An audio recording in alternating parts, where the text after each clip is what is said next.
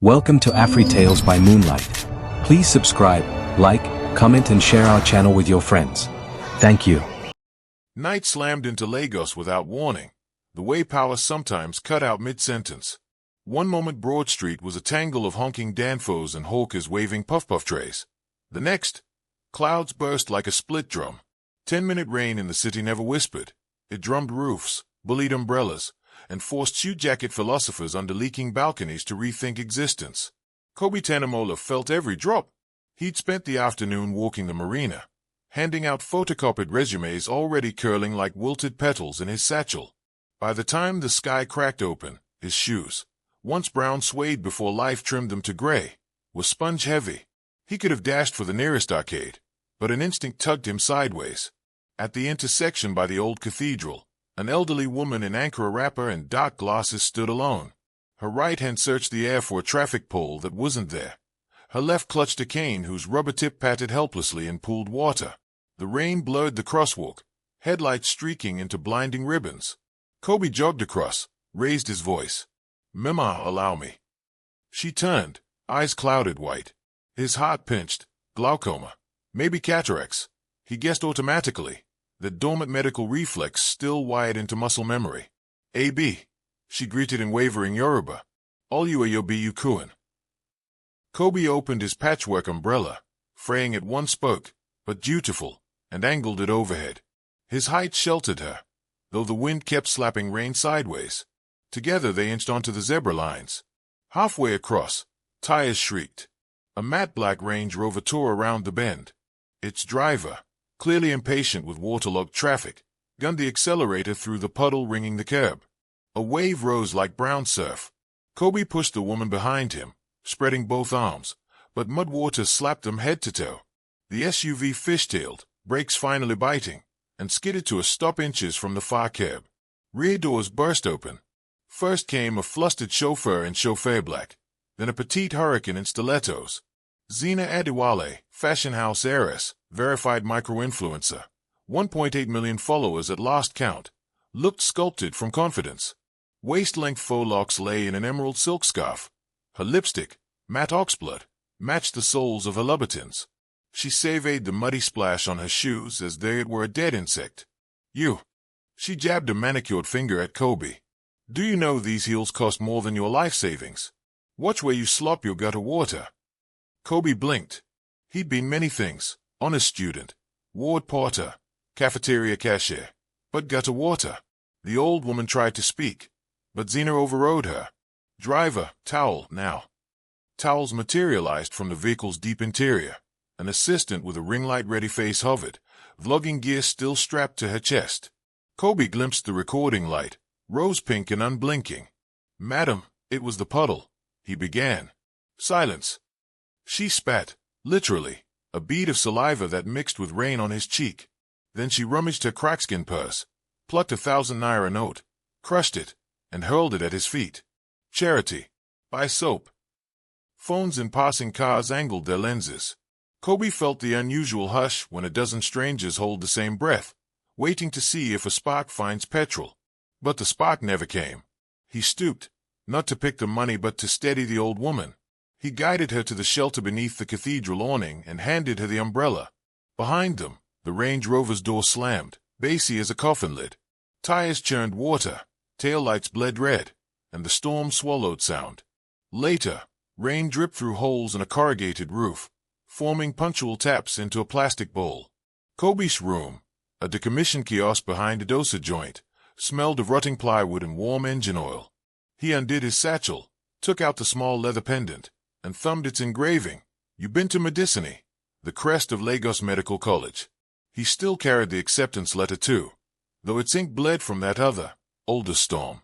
He lay on the thin mattress and listened to the city's midnight cough, generator sputtering, father sirens ululating, some drunken lovers arguing over a WhatsApp chat gone wrong.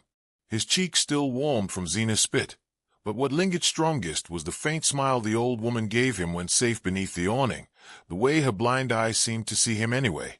"Tomorrow, we try again," he muttered in the dark, voice soft but stubborn. Hope, for Kobe Tanemola, was a muscle, injured but not amputated, forever seeking rehab. Morning in the Adiwale penthouse began with fresh-pressed orange juice, BBC World piping from invisible ceiling speakers, and stress. Mr. Olayinka Adiwale, patriarch and CEO of Adiwale Lux, already scrolled a tablet overflowing with red notifications. A house steward whispered, "Sir, Madam Zina is not yet." "Fetch her," the old lion rumbled. Zina shuffled in, eyelids still smoky from last night's art gallery after-party. She poured coffee, expertly ignoring the tension until her father slid the tablet across marble. "Explain this." On screen, a freeze frame of her spitting, Kobe flinching, rain streaking like silver prison bars.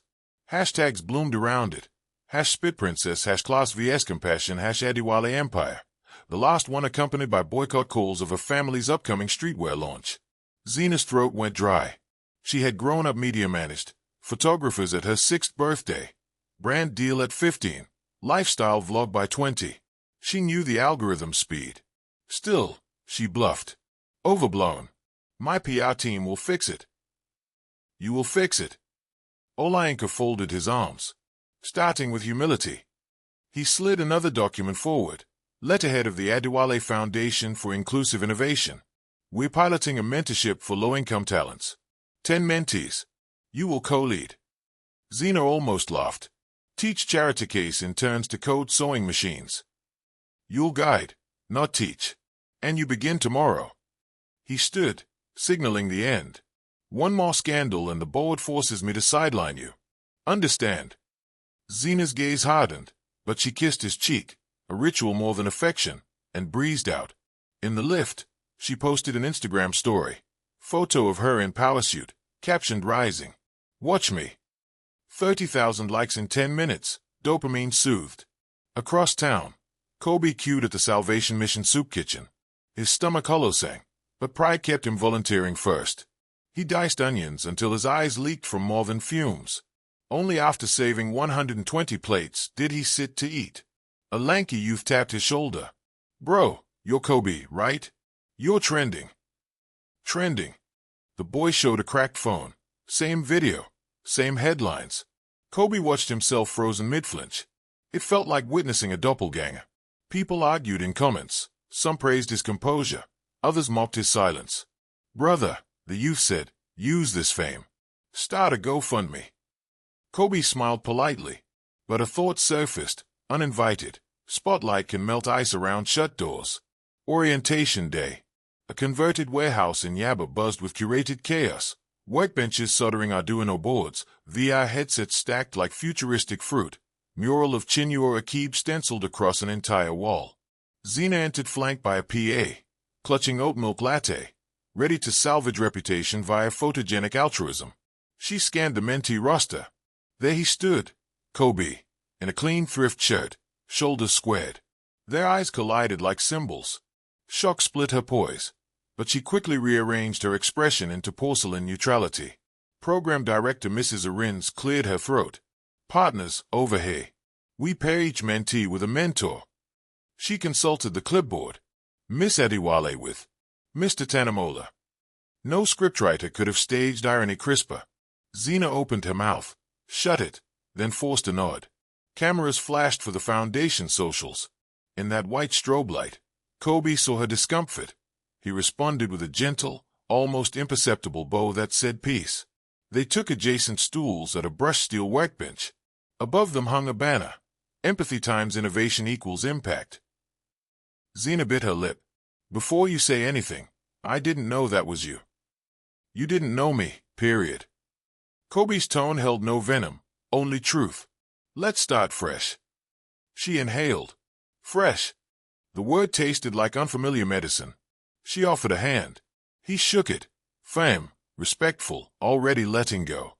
Lunch break. Mentors mingled over jollof and macaroons. The Foundation chef believed in cultural fusion. Zina sat alone at a high top, scrolling damage control drafts from her PR agency. Comment sections remained aflame.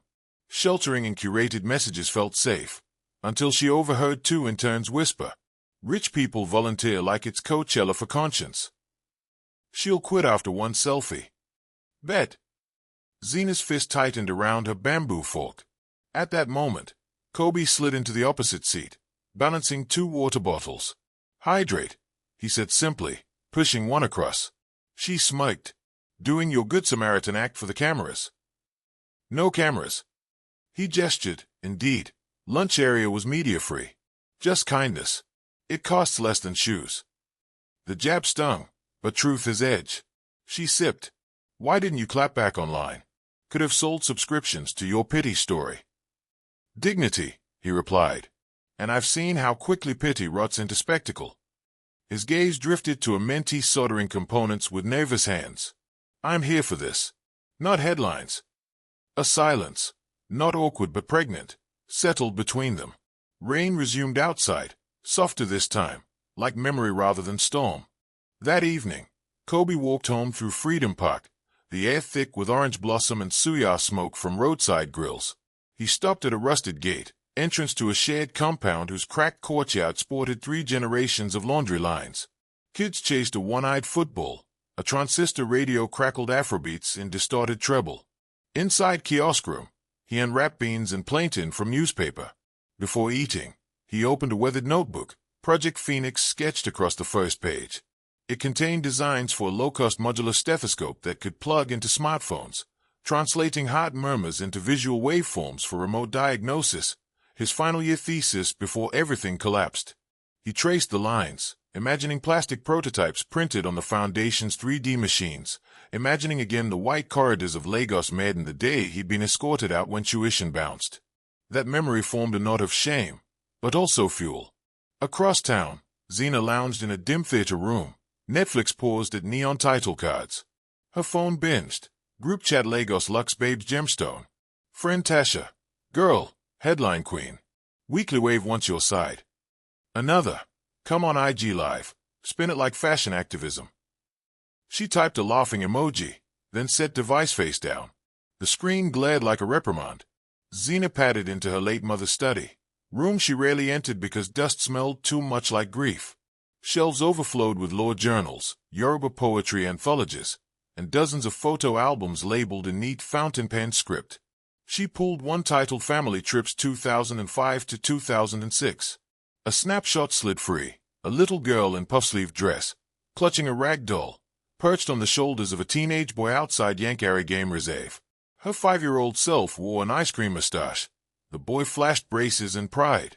Around his wrist glinted a leather bracelet strung with copper beads. Zina frowned.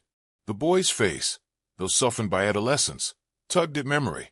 Flipping to the album's last page, she found a newspaper clipping dated 2007. Teen Hero Rescues 2 in Lekki Expressway collision. Grainy image, same boy, uniform singed, paramedics loading victims. Caption named him, Kobe Tanemola, 17. Blood drained from her face. She dropped to the study chaise, thunder cracking inside her ribs louder than any sky. The bracelet, the same bracelet Kobe still wore earlier today? No. She hadn't looked, too busy pretending not to care. Heart racing, Zina Googled his name. Sparse results, old debate club accolades, a scholarship announcement, then blank silence, as though a promising trajectory had been redacted. Laptop light glinted off tears. She didn't notice until one splashed the touchpad. Next mentorship session was storytelling for social impact. Participants gathered in a circle, each to share what drove them. Kobe listened, an orphan developing a water purification tablet, a coder designing braille-friendly keyboards. When his turn came, he hesitated. Spotlights, literal or metaphorical, had burned him before. But Zina watched, eyes softer than velvet. "My mother," he began, voice steady. "She died from an infection that should have been treatable. Hospital lacked diagnostic tools. I vowed to prevent that loss for others. So I designed affordable devices for low-resource clinics." A hush settled. No tragic violin swell, just respect. Zina felt her chest squeeze with something halfway between admiration and remorse. After session, she blocked his path. "We need to talk. Alone." They found an empty workshop lit by dusty skylights. Machines hummed like sleeping dragons. She inhaled sharp. "That day on Lekki Expressway, my mom's car crash. Were you there?" Kobe's eyebrows arched. "Yes. You carried me out." He nodded once. Her knees wobbled. "And I spat on you." The sentence fractured, shards of shame pricking her throat. I am so. Stop. He raised a palm. I forgave you before apology occurred. Pain is heavy, forgiveness lighter. I chose lightness. Tears spilled unceremoniously. Mascara streaked. She didn't wipe it. Why say nothing? Because apologies perform better born from conscience than coercion, he replied. And because the old woman's gratitude was worth more than your outrage. The words sliced, yet disinfected too. Zina sobbed, a tremor reversing something calcified inside her. Kobe fetched a shop rag, offered it like tissue. She laughed through tears at the greasy cloth, accepting anyway. That laugh, cracked genuine, was the first honest sound she'd made in months. In a condo high above Third Mainland Bridge, Olayinka Adiwale sipped whiskey, scrolling news feeds. A live clip headline. Heiress issues tearful apology, announces scholarship fund. He watched his daughter stand beside Kobe in the foundation atrium, cameras rolling as she declared a 50 million naira endowment for community health innovators. Kobe said nothing on stage, just bowed while thunderous applause shook the hall. But Olayinka studied the young man's composed posture and saw in it the steel of self-made men he once respected before comfort softened his own nails. He touched the tablet screen as if weighing destiny. Tanamola, he murmured. Interesting. 2 days after Zina's public apology, Lagos rippled with fresh gossip, but the center of the storm had moved from Instagram to the boardroom. The warehouse-turned-incubator thrummed with generator bass when Zina arrived, clutching an iced doppio and wearing her version of sensible. White boiler suit cinched with a designer belt, chunky sneakers, and zero entourage. She had rehearsed gratitude in the mirror all morning. Yet the moment she spotted Kobe smoothing out technical drawings on a high table, her organs performed a backflip. Mrs. Arins called the cohort to a half-moon of stools. Today we announce your flagship projects. The board will fund 2 prototypes for demo at the Lagos Innovators Summit in 6 weeks. Mentors and mentees will co-lead. Hands shot up. A drone that planted mangrove seedlings. A solar-powered cold box for fishes in Badagry. Each pitch earned polite claps. When Kobe's turn came, he rose like a tall note from a cello. I call it Phoenix, a low-cost digital stethoscope created from recycled e-waste. It amplifies heart and lung sounds, converts them to waveforms on any smartphone, and uses a microlibrary of machine learning patterns to flag danger. Parts cost under 4,000 naira. The room leaned forward. Even Zina forgot her coffee. But that's not all, Mrs. Arins added. Phoenix will represent Cohort A, and Miss Adiwale will serve as its operations co-lead. A muffled woe drifted from the interns. Kobe merely dipped his head toward her, as if they'd planned it. Zina's scalp prickled. She had vowed to rebuild her image, but riding shotgun on a life-saving gadget built by the very man she'd demeaned? The universe had a wicked sense of screenplay structure. They began at Alaba International Market, a warren of soda smoke, bargaining volleys, and endless corrugated roofs. Kobe navigated the maze with surgical calm, greeting vendors by first name. Zina trailed, phone camera off for once, because nothing about sweating in a crowd of capacitor shops was brandyable. At stall 117, an elderly Igbo trader slammed a jar of gold-tinted sensors onto the counter. Original? Kobe asked. Nkanka, straight from Taiwan. The trader swore on his grandmother. Zina squinted at a strip of QC stickers. Date stamp says 3 years ago. The trader glared. Ah, fine madam, you sabai. Kobe hid a grin. She caught it. What? Didn't peg you for a component detective. My mother was a patent lawyer. Forgery killed half a case load, she muttered. Scammers give me hives. They moved booth to booth, building twin pyramids of parts, Zina scribbling prices, Kobe weighing specs. Sweat slicked his temples, so she fished out blotting paper from her bag. Hey, he dabbed, handing it back. Keep it. I'm allergic to vanity. She rolled her eyes, but smiled.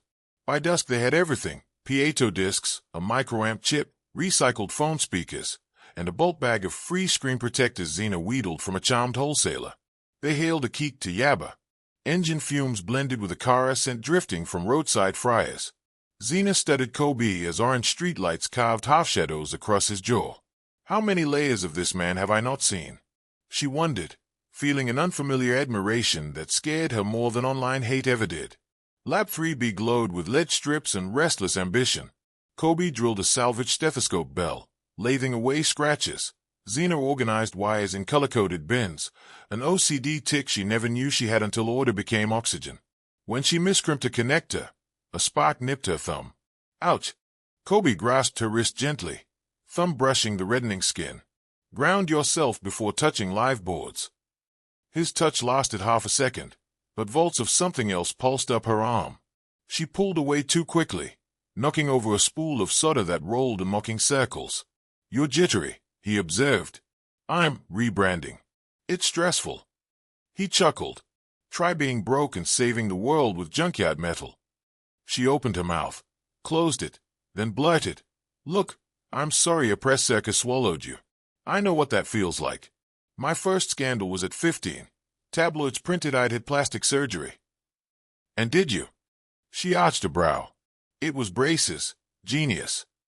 Their laughter bounced off cement walls, softening them into something almost like friends. End of week, they ran Phoenix on a cracked Android. The app Kobe coded and Flutter booted, a pulsing waveform waiting. Kobe pressed the makeshift chest piece over his shirt. Heartbeats echoed through the lab speaker. Lubbed up, accompanied by neon peaks on the screen. Zina clapped involuntarily.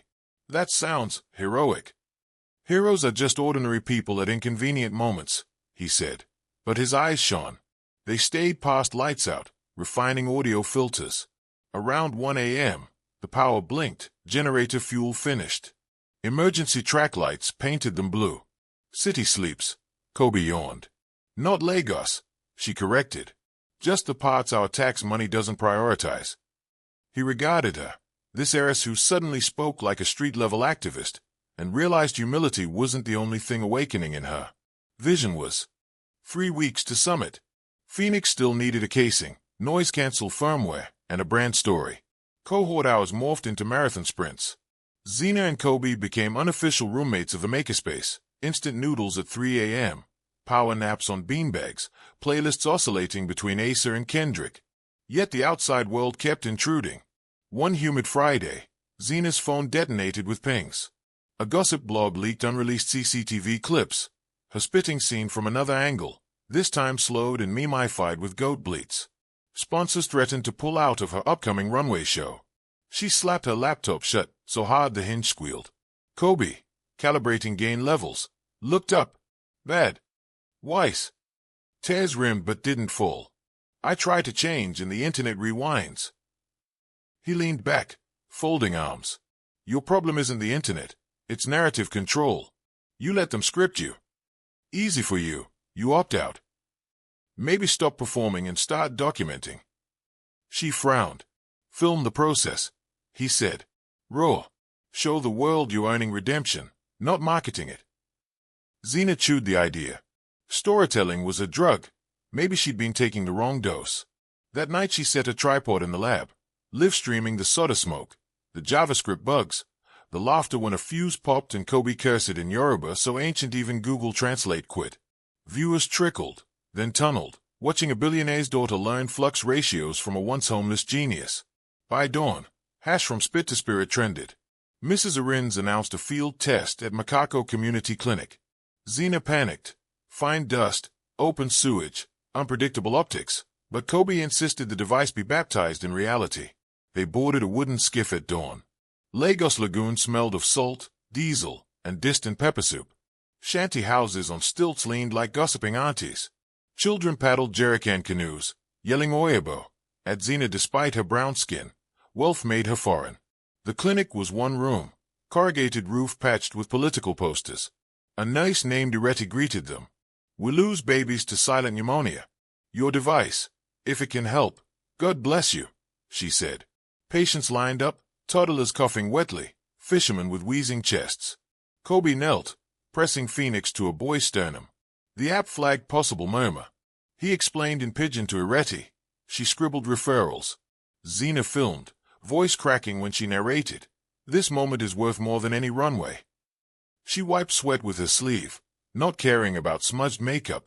Leaving Macaco, she caught Kobe's gaze and mouthed thank you. Don't thank me, thank purpose, he whispered. The boat ride back was silent except for oars on water and the unspoken realization that their mission tethered them tighter than any scandal. 2 nights later, Phoenix prototypes vanished from the locked cabinet. The lab CCTV had been looped. Panic ricocheted through the cohort. Zina's influencer friend Tasha stormed in breathless. "Girl, I heard a rival team sold your designs to a venture builder." Mrs. Arins confirmed. Anonymous email threatened to launch a health tech luxury line identical to Phoenix at the Innovators Summit. Zina felt heat behind her eyes. All progress stolen. She turned to Kobe, expecting despair, but saw cold calculation. "We'll build another. Better." "How?" 10 days. He opened a drawer, revealing a spare bell, circuitry, and her neat bins of labeled parts. "You keep backups." "Redundancy is cheaper than regret," he said with a half-smile. They plunged into an adrenaline week, sleeping in shifts, coding encryption so firmware couldn't be cloned, 3D printing bioplastic casings embossed with a rising phoenix glyph that Zina sketched on a post-it at 4 a.m. Their synergy blurred mentor-mentee lines. She pitched UI tweaks. He okayed marketing copy. Jokes birthed inside jokes. She nicknamed him Dr. Do-It-All. He called her Princess Plan B. Around them, whispers grew. Staff caught stolen prototypes leaving the complex, culprit traced to a consultant hired by a conglomerate once spurned by Mr. Adiwale. Legal teams clashed offstage, but Kobe blocked negativity with noise-cancel earbuds and faith. Summit clock ticked. On eve of departure, Zina collapsed onto a swivel chair, eyes red. "We did it," she exhaled. Kobe handed her a foil Raptor bowl. "Eat. Saved hearts need fed brains." She took a bite, savoring street food simplicity. "Do I still scare you?" she joked through a mouthful. "You never scared me," he said, voice low. "You scared yourself." Their eyes locked. The labs only light a single desk lamp that turned soda fumes into gold mist. Attention electric, different from their first encounter. This one born of hard-won respect. Zina's pulse stuttered. She opened her lips. Then Mrs. Arins barged in with boarding passes. Moment dissolved, but residue lingered. Lagos Innovators Summit unfolded inside Eco Convention Center. Lead tunnels, investor sharks in slim-fit suits, and enough oxygen-spiking ambition to power 6 federal ministries. Phoenix's booth was industrial minimalist. 1 demo station, 1 banner, no fluff. Press swarmed Zina. She deflected them toward Kobe.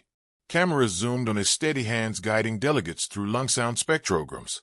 The hum, once alien to him, now felt earned. During a lull, Zina's father approached. He wore a bada the color of dry season harmattan and an unreadable expression. "Omo am I," he greeted her, then faced Kobe. "Mr. Tanamola, thank you for lifting my daughter above her reflection." Kobe bowed. "She did the lifting herself, sir." The elder's gaze softened. A handshake lingered half-second longer than etiquette. An unspoken offer, perhaps. Top 10 finalists each had 6 minutes. Phoenix drew slot 7. Backstage, Zina adjusted Kobe's lapel mic. Proximity spun her head. "Ready?" she asked. He inhaled. "I survived worse than an audience." On stage, Kobe spoke of mothers dying from silence of unheard lungs, of e-waste mountains reincarnated into tools of healing, of Lagos children who would now grow old.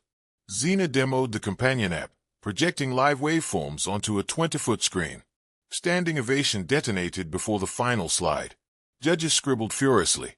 As they exited stage left, a flashbulb popped and triggered Zina's memory. The boy carrying her from burning car. Adrenaline flushed through her. "Kobe, why were you on Lekki Expressway that day?" He blinked at the non-sequitur. "Volunteering with a roadside EMS crew." "You were 17. Medicine doesn't check age when accident calls." She swallowed. "I found the newspaper clip. My mother didn't make it, did she?" A pause thick as attic dust. "No. Smoke inhalation." Tears threatened. She pressed nails into palm. "All these years, why not tell me?" "Because grief is not a debt you owe me. And I didn't rescue you for applause." A sob slipped out. Kobe caught her elbow, guiding her into an empty hospitality lounge. She crumpled into a sofa, shoulders heaving. "I was a brat. Still am, some days. You keep giving, I keep taking." He sat opposite, leaning forward. Listen, life needs people in different ovens. You came out sharp, maybe burnt on edges. Doesn't mean you can't feed others. She laughed through tears. You talk like a proverb generator. My grandmother's fault. Silence, but no longer brittle. She reached into her tote, pulled a small velvet pouch. I found this in the study. Inside lay his long-lost leather bracelet, copper beads dulled but intact. I cleaned it, she said, voice trembling. Kobe's breath caught. He slipped it on. It still fit. The past, refastened. Thank you, he whispered. No sermon, no platitude, just that. Phoenix clinched Grand Impact Prize, seed funding, accelerator slots, and a standing invitation to Geneva Global Health Forum. Reporters thronged. But when asked how it felt, Kobe simply redirected spotlight. This one belongs to every child whose cough was dismissed because the clinic lacked tools. Phoenix is their microphone. Zina added, and it's proof that redemption is a verb, not a PR campaign. Applause thundered. She scanned the crowd. Trolls who once spammed vomit emojis now filmed her with admiration. Backstage, Tasha hugged her. Girl, you broke the internet, in a good way. She pulled up her phone. #Phoenix Rises dominated trending lists. Even the meme pages replaced goatspit edits with fan art of a stethoscope morphing into a flaming bird. Zina searched for Kobe in the chaos, found him conversing with a WHO delegate. Their eyes met, exchanging a smile intimate as a secret handshake. A month later, the foundation shipped its first 50 Phoenix units to rural clinics. Zina's streetwear launch pivoted to utility couture, funneling 20% profits into the health fund. Critics who expected Virtue Wash admitted the fabrics were fire. Vogue Africa ran a cover titled From Heiress to Health Hacker. One humid evening, Kobe invited Zina to his renovated kiosk, now a microstudio with solar panels and a 3D printer. On the wall hung a photo of his mother. Beside it, a brand-new, framed scholarship letter bearing Adiwale Foundation seal. I reapplied to med school, he said. Zina's eyes sparkled. And the pendant? He tapped his chest where the med school crest rested. Back where it belongs. She handed him a slim envelope. And here's your first semester tuition receipt. Non-refundable, so you can't argue. Kobe stayed, throat thick. Why? Because you once saved my pulse. Now I'm returning rhythm. Emotion crowded the room. He stepped closer. You keep rewriting the script. Not script, she said, voice barely above a heart whisper. A living story. They stood inches apart, past and future braided in the present. No kiss. Too soon. Too sacred. But the air itself vowed someday. Outside, rain began. Soft, cleansing, like grace. The rainy season's last storm swept in like an uninvited auditor, gray, thorough, and intent on exposing every leak in Lagos. By dawn, gutters overflowed and palm fronds lay snapped on Eco Bridge. Kobe stood in the windowless kitchenette of his microstudio, spooning instant coffee into a chip mug, when his phone lit with an encrypted text from Mrs. Arins. SOS. Clinic rollout sabotaged. 30 units dead on arrival. Bored in panic. Need you. 30 Phoenix devices had shipped to rural health posts upcountry. If they'd failed, baby's lungs were listening to silence. Kobe's pulse spiked. He rang Zina.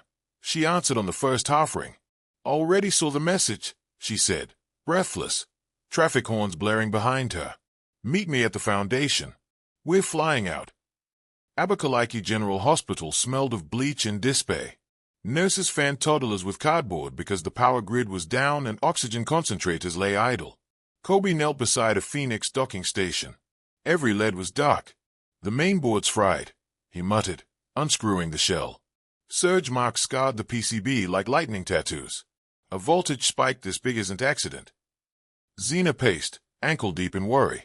Could the rival conglomerate hack the shipment? Possible, Kobe said, but unlikely. They don't gain from dead infants. His fingers traced solder joints. More like someone jammed high voltage direct into the charging rails. A trembling nurse approached. Please, baby in Ward 3 struggling.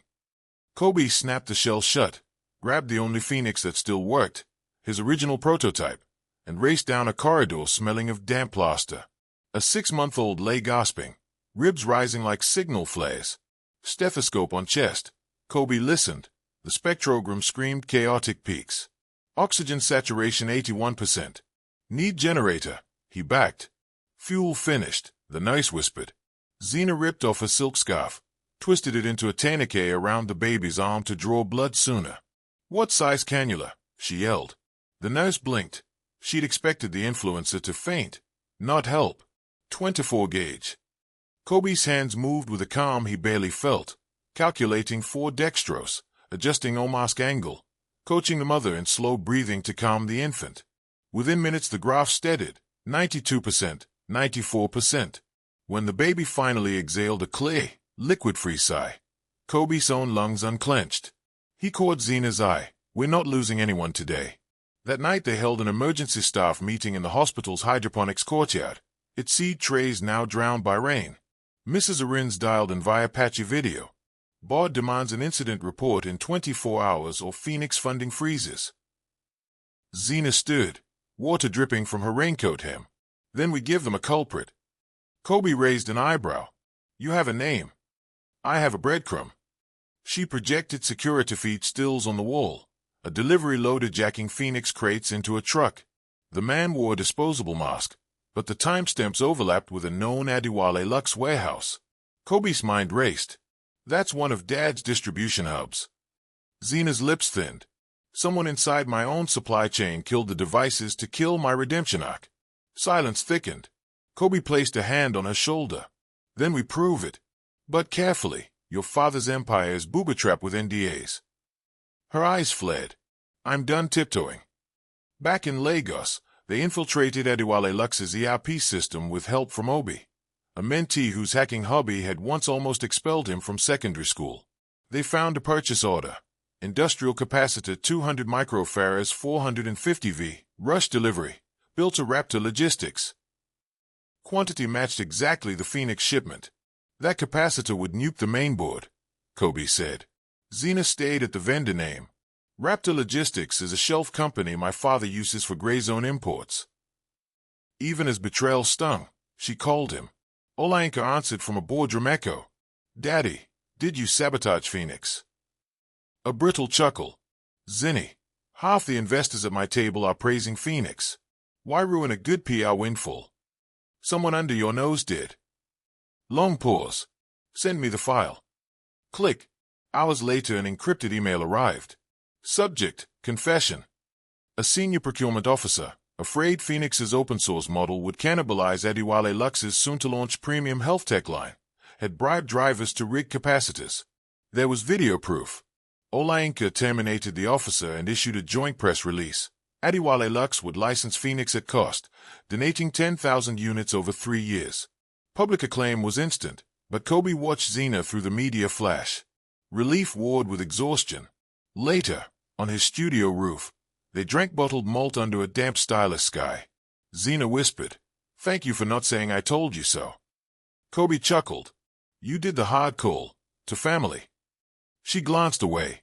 "I used to think influence equaled power. Turns out, power is what you're willing to lose to do right." A gust flipped her locks over her eyes. He brushed them back without thinking. Voltage flared, different from the lab spark. She didn't step away. Thunder rolled, close this time, and a fat raindrop landed on her cheek like a full stop. 3 months later, Phoenix Manufacturing hummed in a repurposed textile mill on the Lagos Badagry Expressway. Rows of young technicians, former mentees, assembled boards under Kobe's supervision. Solar panels fed the production line. Walls bore graffiti slogans like "Tech that listens." At the front office, Zina held a press kit for the Phoenix launch gala, deliberately small-scale. Ticket precedes funding a new clinic boat for Makako. The event theme, less velvet rope, more vitals. Dress code, anything recycled. Olayinka arrived for a tour, wearing an upcycled denim agbada stitched from factory scraps. Zina's subtle dare met, though he grumbled. He watched Kobe brief the staff, technical jargon sprinkled with Yoruba idioms. Pride tugged at him, foreign but not unwelcome. He pulled Zina aside. "That boy will build an empire. Are you sure the public will remember this was your foundation?" She laughed softly. "Dad, if the world remembers healthy children, that's enough." A beat of silence. He kissed her forehead, something he hadn't done since her mother's funeral. Your mother would approve. Tears threatened. She blinked them into focus. I hope she's grading me gently. Launch night. The mill transformed by fairy lights. Pallets turned to banquet tables, and centerpieces of stethoscope bells blooming like lilies. Guests included rural nurses in anchor gowns, venture capitalists in thrift suits, and 3 ministers who had to surrender their entourage at the door. On stage, Kobe addressed the crowd. Phoenix began as scrap metal and stubborn hope. Tonight it is proof that brilliance exists everywhere, sometimes sleeping under bridges, sometimes hidden inside privilege. Applause rolled like thunder. Zina joined him, holding the scholarship letter sheet framed. I used to believe success was measured in followers. But when a child's heart beats steady because strangers collaborated, that is the metric that counts. They unveiled the production dashboard. 5,000 units in 3 months, malfunction rate less than 1%, and 10 countries requesting licensing. Gasps turned to cheers. Backstage, Netflix Ninja's rep cornered them. Series greenlit for 8 episodes, working title Heartbeat. We shoot in 6 months. They agreed, contingent on a profit share model funding rural telecardiology. Later, when lights dimmed and forklifts rearranged tables, Kobe and Zina snuck to the empty mezzanine. She wore a gown made from retired parachute silk. He wore a patch linen blazer gifted by macaco mothers. Below, guests danced to Femi Kuti horns. Above, industrial skylights revealed a moon fat as promise. Zina brushed his wrist, where the leather bracelet had been replaced by a new one she handcrafted. Phoenix glyph embossed in silver. I want to ask you something, she said. He grinned. If it's about the Netflix wardrobe budget. She shook her head, suddenly shy. No. I want us to build this life together. Officially. His breath hitched. Zinni, is that your way of proposing? I'm a modern girl, she quipped. Then, softer. But yes, if we walk this road, hearts listening, equal partners. Kobe's answer was not a word but a kiss that tasted of consensus. Below, a spotlight accidentally swiveled upward, catching them in gold dust. The crowd roared, half surprise, half blessing. And just like that, the couple who once trended for spit now trended for grace. 1 year later, the coastal town of Ibino hosted the first Phoenix Heart Festival, free health screenings, music, and hackathons on bamboo stages. Children painted murals of lung-sprouting flowers. Fishermen's wives sold jollof by the canoeful. Kobe arrived from Geneva, where WHO had just approved Phoenix for fast-track adoption. Jet lag hung on him, but joy buoyed higher. This was the anniversary of the storm that began everything. Zina greeted him at the festival gate, wearing a t-shirt reading Lub-Dub Revolution. Cameras followed, but the couple had long ago mastered turning lenses into windows, not walls. They opened the mainstage program with no teleprompter. Kobe told a parable of an umbrella in the rain. Zina finished it with a moral. Sometimes the person you dismiss is carrying the tool that will save you. Workshop tents bustled, teens building pulse-ox patches from e-ink, grandmothers learning CPR to Afrobeat's tempo, filmmakers storyboarding episode 5 of Heartbeat. During lunch break, Kobe found a quiet stretch of beach. He carried 2 roses, one white, one red. Zina joined him, barefoot in the surf. They planted the white rose in wet sand. For my mother, Kobe said. They planted the red. For mine, Zina added. Foam-kissed petals, sky-mirrored sea in endless loop. Zina reached into a small wooden box, retrieving a slim titanium ring etched with the phoenix glyph and the Yoruba word I, joy. Today feels right. She slipped it onto his finger. Kobe pulled a matching ring from his pocket. He'd planned the same reveal. Laughter dissolved into salt wind. They exchanged vows without microphones, just whispered promises. I will listen before I judge, heal before I harm, build bridges before brands. I will amplify your quiet, steady your storms, and choose forgiveness even when thunder tempts retaliation. A gull shrieked like an amen. Dust painted the festival in apricot. A closing night drone show spelled Ubuntu across the sky. Phoenix silhouettes flared neon red. Then a hush fell as a video beamed onto the bamboo screen. It showed the old blind woman from Chapter 1, Mema Keji, sitting in a sunlit courtyard. She spoke in measured Yoruba. Subtitles below. The umbrella boy carried me through rain and through years. Today my eyes still cannot see, but my ears hear the hearts he heals. May his love and the girl's love be the beat that guides this land. The crowd erupted. Kobe and Zina helped Mimakeji onto the stage. She hugged them, tears silvering her cheeks. Later, after the final generator choked off and moonlit boats dotted the horizon, Kobe and Zina remained on the bamboo platform alone. Zina rested her head on his shoulder. "Do you ever miss anonymity?" He considered. "Anonymity let me hide. Visibility lets Phoenix live. Worth the trade." She traced the Phoenix emblem on his sleeve. "And us? We're still just Kobe and Zina," he said. Two heartbeats louder together. He pulled a weathered envelope from his jacket, the original med school acceptance letter, edges patched with tape. Beneath it he'd tucked a newly issued doctorate of global health scholarship. Full ride. "I start next spring," he said softly. Joy jumped in her pupils. "And I start pre-production of the EDU drama version of Phoenix. We'll film in the same clinics that use the devices.